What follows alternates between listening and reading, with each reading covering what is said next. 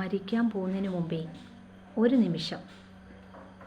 നിമിഷം നിൽക്കൂ, ഒന്ന് ചിന്തിക്കൂ. ഒരു കാര്യം പറഞ്ഞു കൊള്ളട്ടെ. മരിക്കുന്നതേ ധൈര്യമല്ല, ജീവിച്ച് കാണിക്കുന്നതാണ് ധൈര്യം.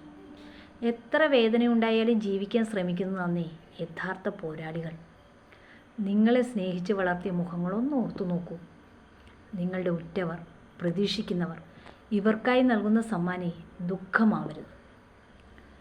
സ്വയം സ്നേഹിക്കുന്നുവെങ്കിൽ നിങ്ങൾ നിങ്ങളെ മരണത്തിന് വിട്ടുകൊടുക്കുകയില്ല.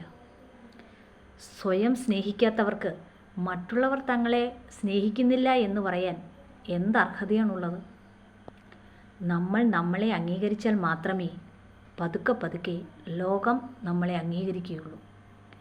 കാര്യം നിസ്സാരമാണെന്നേ, പ്രശ്നം അതിലും നിസ്സാരമാണ്.